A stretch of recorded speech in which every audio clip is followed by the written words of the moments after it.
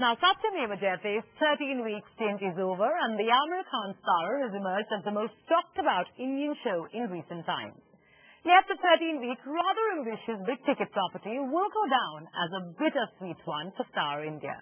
Even though Aamir Khan's crusader talk show, Satyamev Jayate, opened to a thunderous response, the show's ratings nosedived week on week, finding it difficult to sustain the hype and hoopla.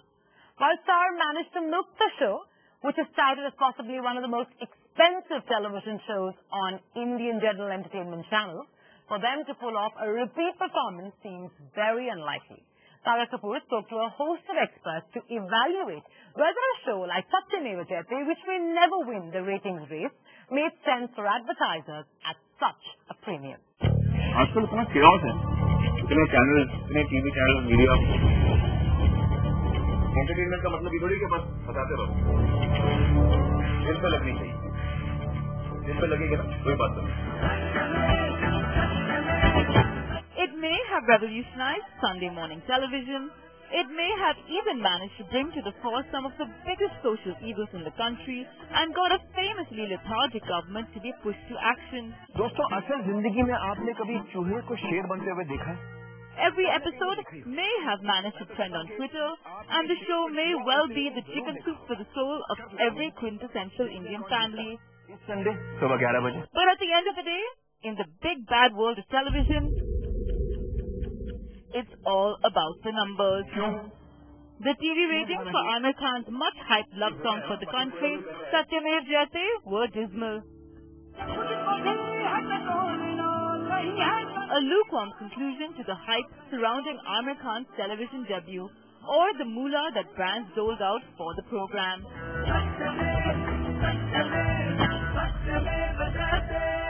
The show was not able to sustain viewers on the program, given the causes that they were looking at propagating.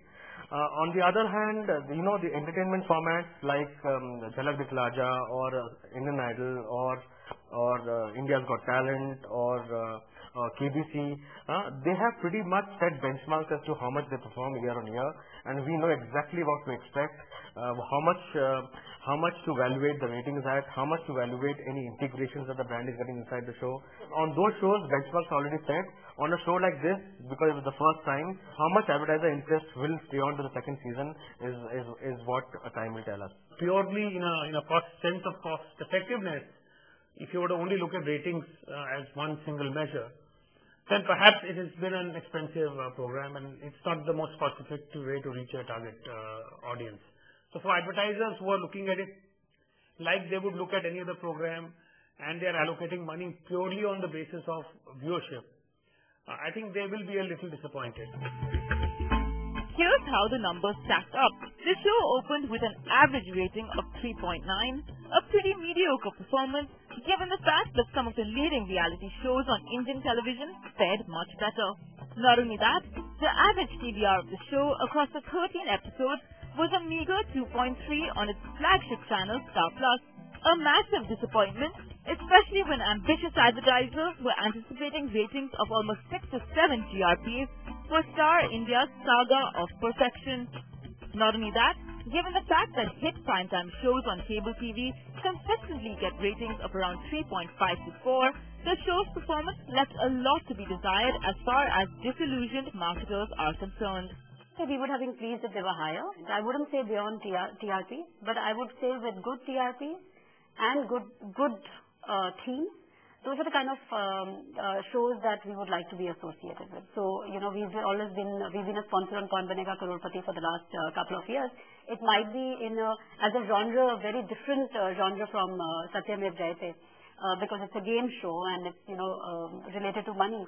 But the fact is that the underlying theme of Badti Ka Naam Zindagi applies as much to Kaun Banega Crorepati as it does to Satyamev Jayate. The forecast for the second season spells out only challenges for Star. The broadcaster had a cakewalk selling the ad inventory for the show before it went on air for the first season, with title sponsors Airtel and Aquaguard doling out anything between 15 to 20 crores each. The 6 associate sponsors doled out approximately 6 to 7 crores apiece. but it will no doubt be a Herculean feat for the broadcaster to have a repeat performance.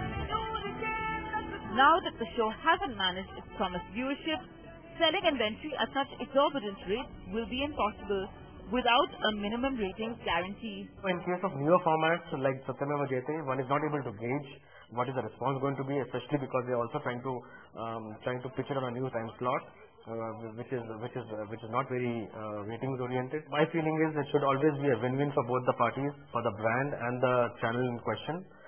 So therefore, some sort of a minimum guarantee, some sort of understanding to what the program will deliver, so that all the risk is not passed on to the advertiser. Now that the format suspense is lost, it's now open game for everybody to look at. People will rejig and relook at the numbers differently. Take an example of IPL. While we talked about great upsurge in the race that went across, this IPL, if you look, it was a bit soft. So will the rates come down even for a good program? Yes, there is a potential. It could be argued that a 2.3 rating for a Sunday 11 a.m. show is fantastic, given the fact that the average rating for a similar time slot is 0.4 to 0.5 GRPs. The big question is whether Star will be able to maintain the stickiness for the Sunday 11 a.m. slot with another socially relevant show, Lakhon Mein Ek. The fact that we have managed to get a very good viewership in Sunday mornings is something that we are very happy about, but that was not the primary objective. We are keen, we see an opportunity in the morning viewership. We are keen to continue with meaningful, exciting programs in that slot. There's no denying Satyamev Jayate's success in terms of creating a buzz in the Indian community and on social media, but the truth is that TRPs are the only numbers advertisers recognize, and sadly on that front, SMJ hasn't lived up to its expectations. What the show has brought to the forefront once again is the need for media planners, broadcasters and advertisers alike to develop a minimum rating guarantee, not just for the show's second season, but for other big-ticket properties like this as well.